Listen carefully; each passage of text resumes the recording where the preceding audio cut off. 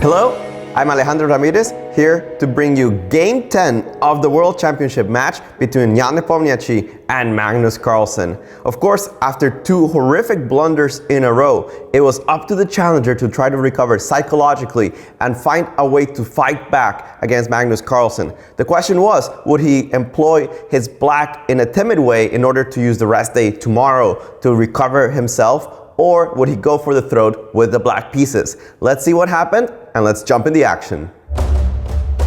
The game started with the predictable move e4. Of course, Carlsen had already used this when he was up one game against Jan Nepomniachtchi and did it in a very solid fashion. But actually, Jan ended up blundering later in that Petrov. So it seemed like everything would indicate that the World Championship would repeat the Petrov opening. And indeed, after e4, e5, knight f3, knight f6, we reached to the Petrov, or Russian defense, a famous one for being ultra solid and for not giving black too many winning chances, but being very defensive and very difficult to crack. It was, of course, the favorite opening of Fabiano Caruana during 2018, as he was trying to vanquish Magnus Carlsen in their own match. And we got a little bit of a ghost of that match. After knight takes e5, d6, Magnus played the move knight d3, which he actually had used against Grandmaster Fabiano Caruana in game 6 of that match. The first time I ever saw this move was actually when Fabi himself told me about it. I was going to his apartment, and instead of planning on playing tennis like we were supposed to, he actually showed me this move knight d3. We ended up analyzing this variation for several hours. And in the Singfield Cup of 2018, after knight takes e4, queen e2, queen e7, knight f4, knight f6 was Fabiano's choice against Wesley So. But in the World Championship match, Fabi actually switched things up and played the move knight c6, which leads to very sharp complications after knight d5 and knight d4. But it does peter out to a draw if both players play this appropriately. The move knight f6 surprised me a little bit because despite the fact that Fabi obtained a very easy draw in that game against Wesley So, we were not entirely sure if certain other variations were able to put some pressure, especially the ones that involved a quick d4 or the ones that involved a very quick b3. However, Jan had his own idea. After the move d4, he played the move knight c6, which is actually a novelty. The move queen takes e2 check has been tried before, so let's try and analyze this position with knight c6. White has a series of moves that handle the position in completely different ways. c3 and queen takes e7 are very similar moves. They allow the trade of queens. We probably go into some kind of symmetrical endgame that we will see in the game, where not much happens and the game is rather solid and rather boring. But it does give Magnus the option of playing the move bishop e3, avoiding the queen trade and saying, I'm going to play knight c3 and maybe long castle quickly in order to sharpen up the position slightly. It's still unclear how sharp this would be, or if black is really in any danger. You could imagine that black can also play this for a win if white decides to be too committal. For example, bishop f5 could come, black himself can castle on the long side, maybe even consider a move like knight b4 and start pressuring on c2. After the move knight c6, Magnus took a considerable think in this position and went for the very solid approach c3.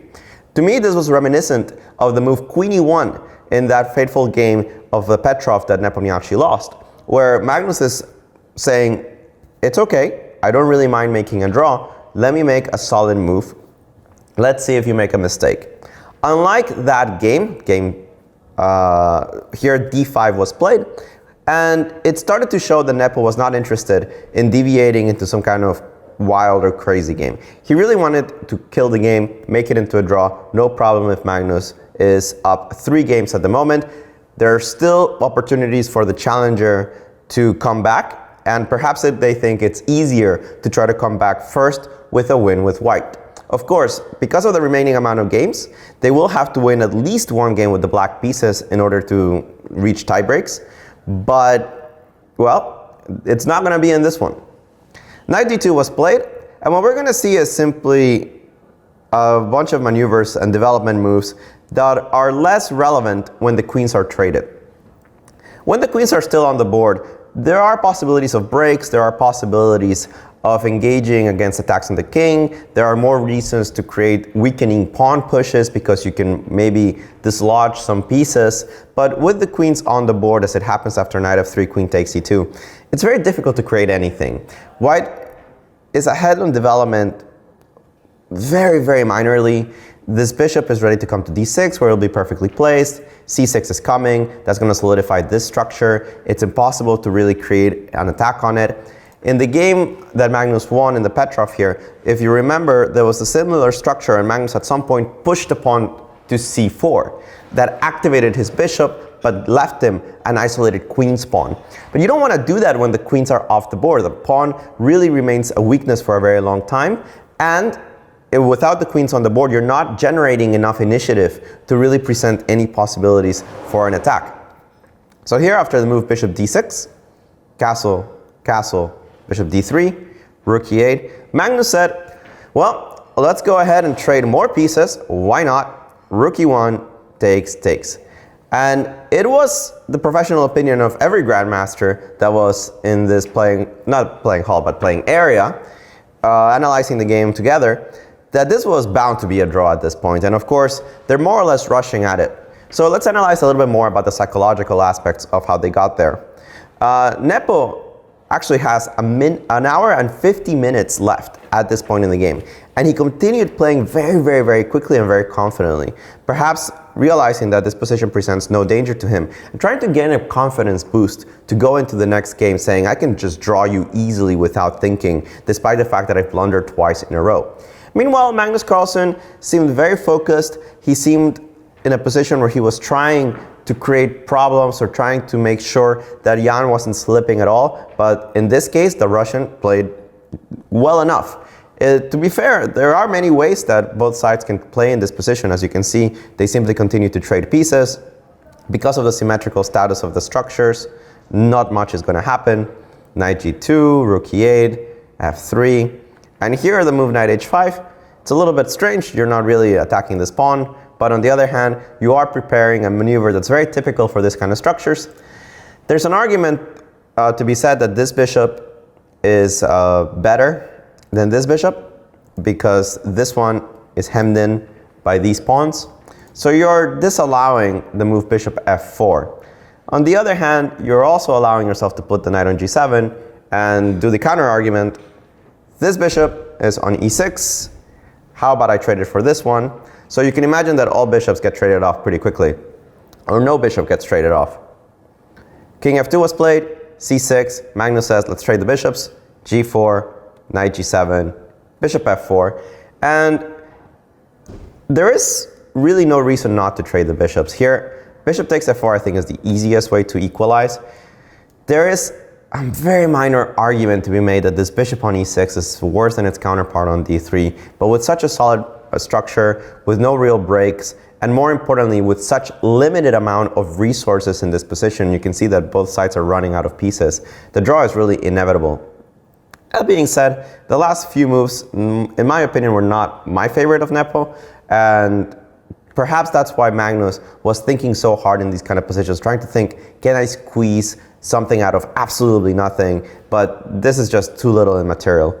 h3, king f7, rook h1, h6, and after the move f4, breaking things apart on the king side, we're headed straight into a draw. There's pretty much every move in this position still secures a draw for the black pieces, but we're going to go for something that's slightly forcing.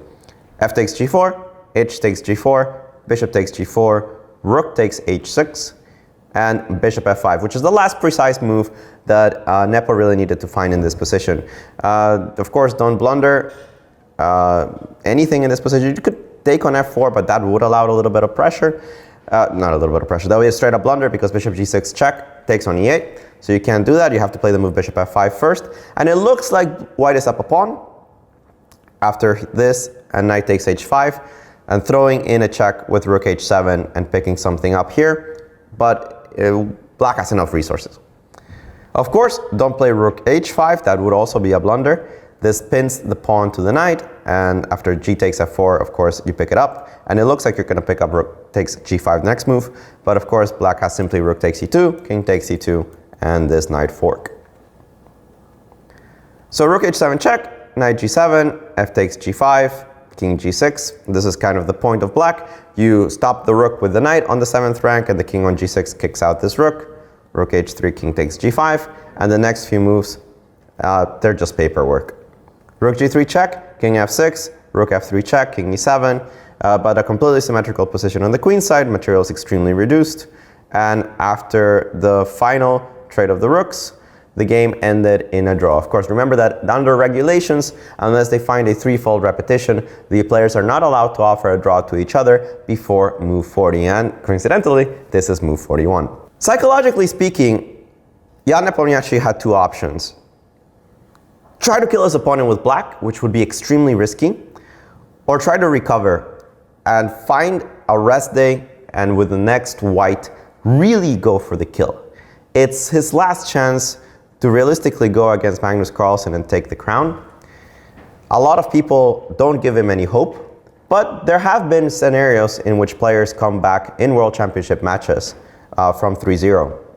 The problem is that this is a relatively short match compared to the ones in the past, and psychologically it doesn't seem like Nepo is fully there. If he's able to recover through the rest day and bring a victory against Magnus Carlsen on round 11, we'll certainly have a match. But at this moment, betting against the world champion seems absolutely impossible. It's up to Team Nepo to find out how to create any sort of trouble, to create some sort of excitement in the rest of the games.